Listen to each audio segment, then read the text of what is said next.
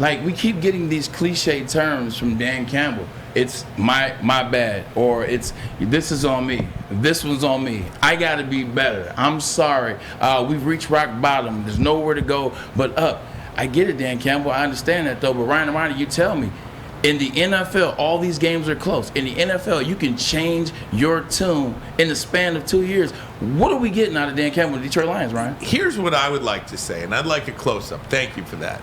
Here's what I want to say to the people who watch us daily or who may even dip in or dip out. I'm sorry. I'm sorry that I said that this football team could win 10 games. I'm sorry that I told you that this is different. I'm sorry that I thought Dan Campbell was a good football coach.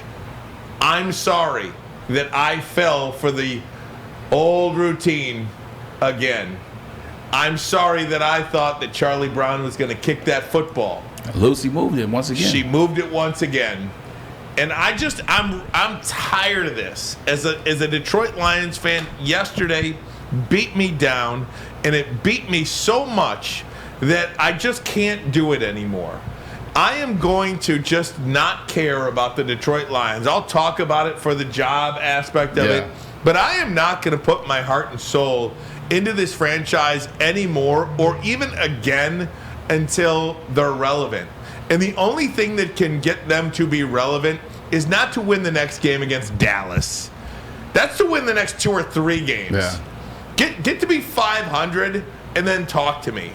Because the way it's going now, everything sucks. Can I ask you a question? Everything sucks. And I don't want to be the guy that says, I told you so. Although y'all know my favorite phrase is, I told you. But I won't do that now. I'll just simply refer to this, Ryan. When people tell you who they are, when people tell you what the process entails, what the journey entails, Maz, listen to them. Like all the Detroit Lions fans, including you, Mr. 10 Wins, you got so excited after Aiden Hutchinson and Jamison Williams get drafted and you move up. And then Hard Knocks. And then you see the energy between Aaron Glenn and Deuce Staley. And you see the energy and you get excited. Like, you know what? The NFC is this. And Geno Smith is a quarterback for the Seattle Seahawks and all this other stuff.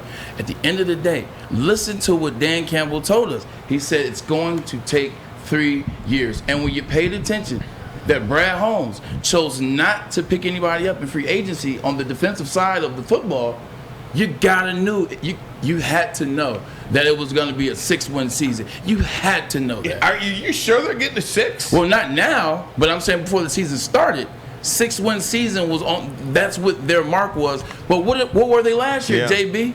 They were 3-13-1. So if you win 6 games, that's double last year. Maz? My guys are sad today. I'm looking at Maz's face. He doesn't know what to say. First of all, I'm glad that Savion Smith is healthy. That's the best thing that came out of yesterday's game. Because when I was driving home from here, we did the pregame show, and Rob Sims, phenomenal job for Rob. Rob got tricked. He picked the Lions to win. He texted me yesterday during the game. He's like, had a good time at the show, but this game is not what I thought it would be. And I just wrote to him sad. It forced me to go outside to the garage with my wife.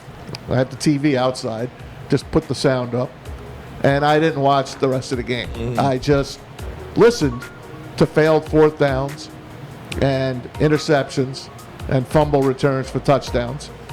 And I cleaned the garage out. The garage is spotless. It's ready for the winter. Put 2 cars in there, no problem. So thank you, Lions, for that.